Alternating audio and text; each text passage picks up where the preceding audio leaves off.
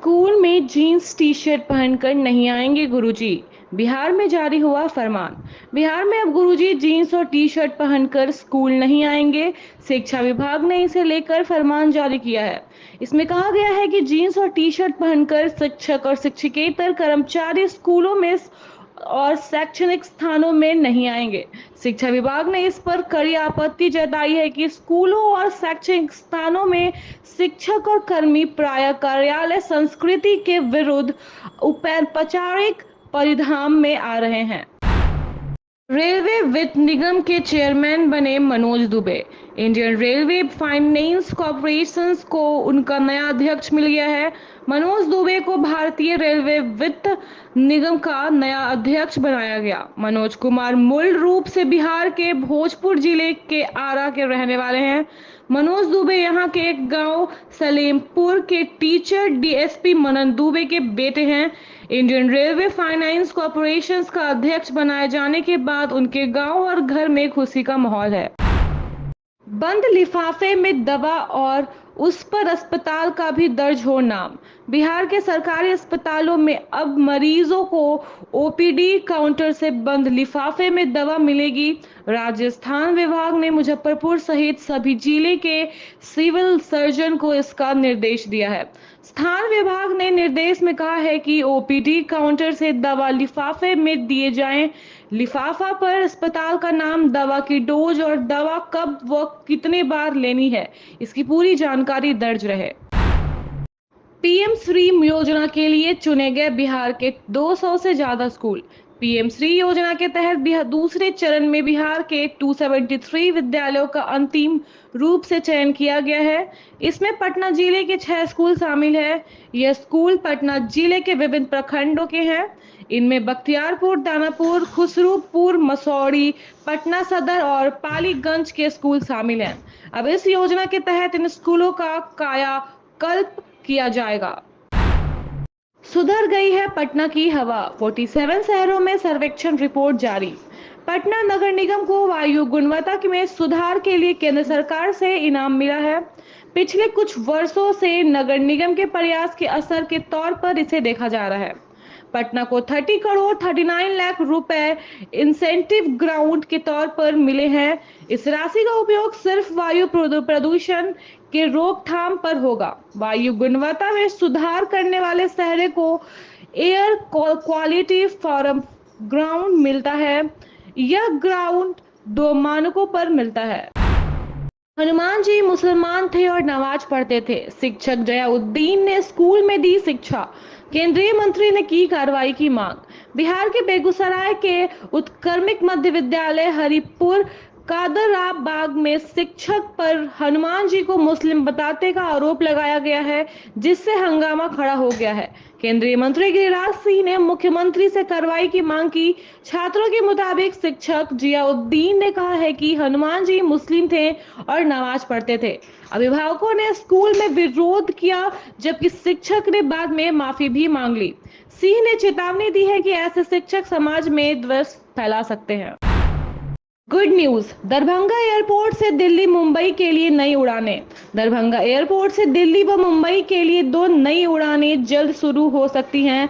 जदयू के राष्ट्रीय कार्यकारी अध्यक्ष संजय झा ने कहा है कि विमानन कंपनी इंडिगो ने दोनों रूटों पर उड़ान शुरू करने के लिए आवेदन किया है। पटना में राजनीतिक पोस्टर वार, तेजस्वी और लालू पर कटाक्ष। पटना में राजद सुप्रीमो लालू प्रसाद यादव और पूर्व उप मुख्यमंत्री तेजस्वी यादव के खिलाफ विवादित पोस्टर लगाए गए हैं, जो सोशल मीडिया पर वायरल हो रहे हैं।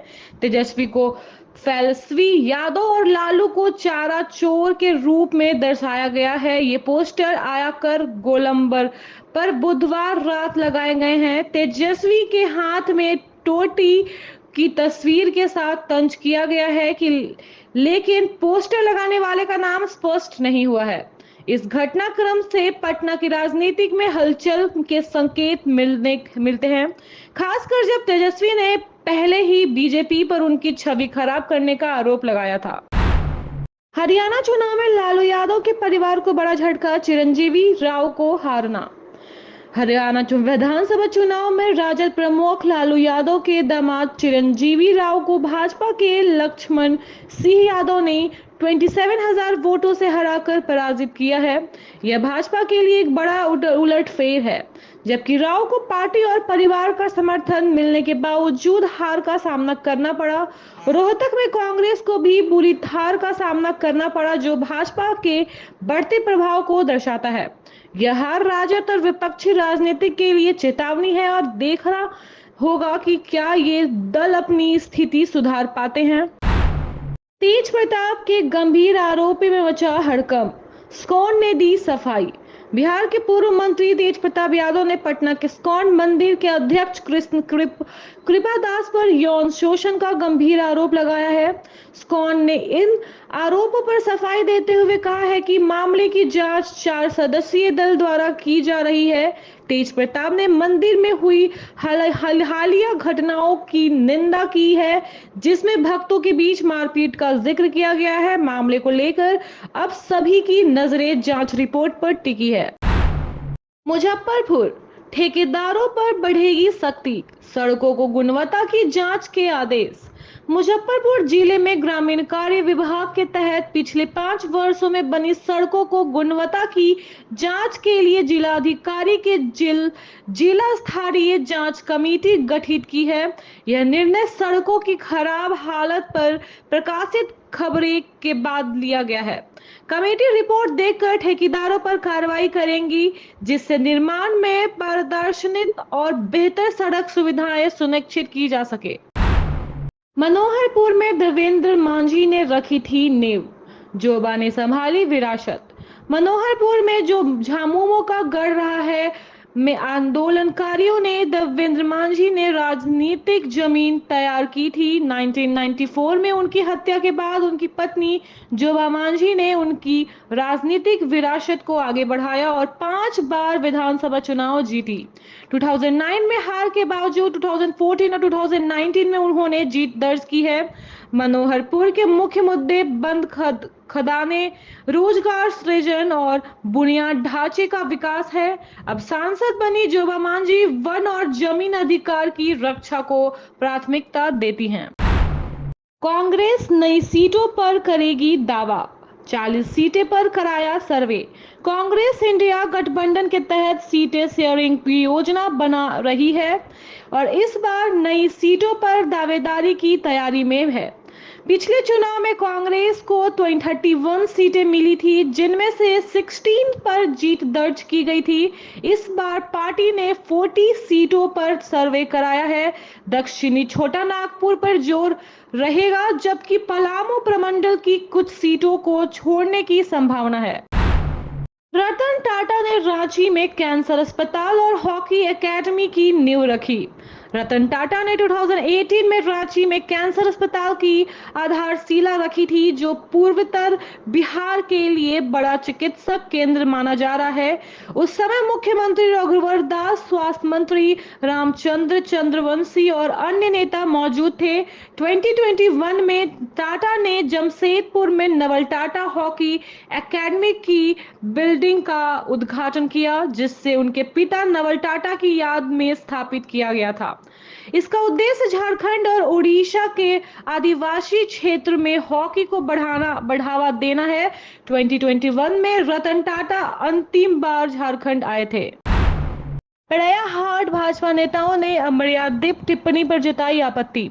पड़ैयाहाट विधानसभा के कार्यकर्ता ने बैठक में सांसद निशिकांत दुबे के खिलाफ की गई अमर्यादित टिप्पणी पर भाजपा के वरिष्ठ नेताओं ने आपत्ति जताई है। भाजपा नेता डब्लू भगत, संतोष भगत और युवा मोर्चा के छेदी राउत ने प्रेस वार्ता में झामुमो के पूर्व जिला अध्यक्ष राजेश मंडल की आलोचना की। उन्होंने कहा कि सांसद के खिलाफ कुछ बोलने से पहले मंडल को अपनी छवि पर नजर डालनी चाहिए। ऐसे मामले में सार्वजनिक माफी मांगनी चाहिए। हरियाणा में भाजपा की जीत पर फुसरो में जश्न। हरियाणा विधानसभा चुनाव में भाजपा की जीत पर फुसरो स्थित पूर्व सांसद रविंद्र कुमार पांडे के आवास पर भाजपाइयों ने जश्न मनाया। मंगलवार शाम को मिठाई बांटने और आतिशबाजी करके खुशी की इजहार किया गया। पूर्व सांसद पांडे ने कहा कि नरेंद्र मोदी तीसरी बार प्रधानमंत्री बने हैं और हरियाणा में भाजपा की सरकार भी तीसरी बार बनी है। 582 करोड़ की लागत से बनेगा गिरिडीह बाईपास, कैबिनेट में से मिली मंजूरी। गिरिडीह में 582 करोड़ की लागत से बाईपास सड़क बनने की स्वीकृति झारखंड कैबिनेट ने दे दी है। गिरिडीह विधायक सुदीप कुमार सोनू ने बताया है कि इस बाईपास गिरिडीह के विकास में मील का पत्थर साबित होगा। सड़क की कुल लंबाई 26.672 किमी होगी, जिससे पुलों, अंडरपास और आरओबी का निर्माण शामिल है। जनता को लेना होगा राज्य सरकार को उखाड़ फेंकने का संकल्प, चंद्र प्रकाश चौधरी। पेंटरवार में आयोजित एक कार्यक्रम में गिरिडीह के सांसद चंद्र प्रकाश चौधरी ने झारखंड सरकार पर निशाना साधा है और कहा है कि जनता को इस सरकार को उखाड़ फेंकने का संकल्प लेना होगा। उन्होंने राज्य में ही हो रहे घोटाले जैसे बालू, कोयला और जमीन घोटाले का जिक्र किया। इस अवसर पर उन्होंने गोमिया विधायक डॉक्टर लाभेंद्र महतो ने विकास योजनाओं का ऑनलाइन शिलान्यास किया। चतरा में पुलिस और टीएसपीसी के बीच मुठभेड़, 2 उग्रवादी ढेर।